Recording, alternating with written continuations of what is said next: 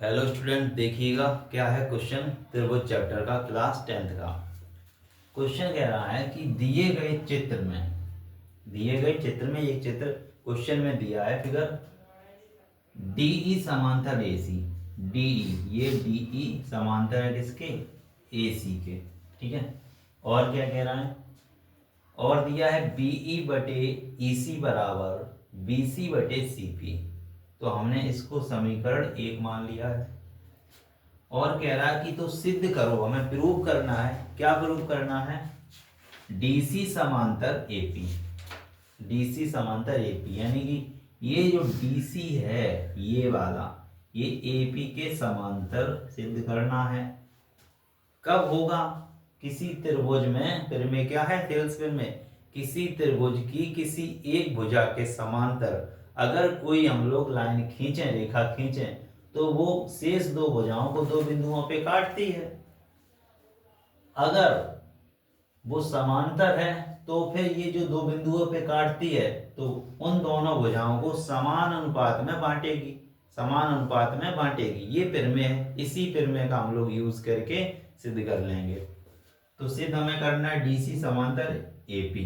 अब हम लोग देखेंगे त्रिभुज एबीसी में। ए बी सी इस त्रिभुज में देखेंगे। ठीक है। तो हमने क्या दिया है? हमें डीई समांतर एसी। डीई ये और ये समांतर किसके? एसी के। जब इस त्रिभुज में इस भुजा के समांतर ये वाली है लाइन, तो यानी कि इनको समान अनुपात में विभाजित करेगी। तो हम लोग क्या लिखेंगे? BD बटे DA, यानी कि इतना बटे ये, और जहां पे ये कट कर रही है E पॉइंट पर D पे, तो BE बटे EC। BE बटे EC ये बराबर होंगे। तो समीकरण ये बन गया कौन सा? 2। यहां बना था समीकरण 1, ये बन गया समीकरण 2। अब देखो समीकरण 1 और 2 दोनों से क्या होगा? यहाँ भी BE बटे EC है और यहाँ भी BE बटे EC है। तो इस BE बटे EC की जगह हम लोग क्या लिख लेंगे? BC बटे CP, वही लिख देंगे। ये वाला BD बटे AD ऐसे ही लिखा रहा। BE बटे CE की जगह क्या लिखेंगे? BC बटे CP, ये लिख दिया BC बटे CP। आओ आओ फिगर में, चित्र में देखो। देखो अगर हम ये बड़ा त्रिभुज देखें, कौन सा त्रिभुज? बड़ा ABP। कौन से त्रिभुज में? त्रिभुज ABP में क्या है? BD। BD कहाँ है? ये देखो, ये लाइन है, मान के चलो अब ये लाइन अभी थोड़ी देर के लिए है नहीं। तो ये जो लाइन है CD AP के अगर समांतर होगी तो इनके जो अनुपात होंगे, जहां ये काट रहा है, इन भुजाओं के अनुपात बराबर होंगे। तो देखो क्या बराबर है? देखो यहाँ पर BD इतना बटे AD। ठीक है।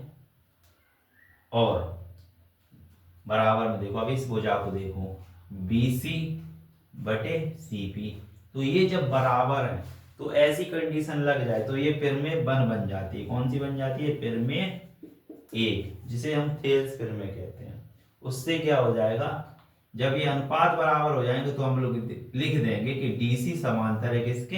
AP के। वही हमने लिख दिया था, DC समांतर AP। इन क्वेश्चनों को थोड़ा समझना है, टाइम लगेगा, लेकिन बार बार देखोगे तो समझ में आ जाएगा।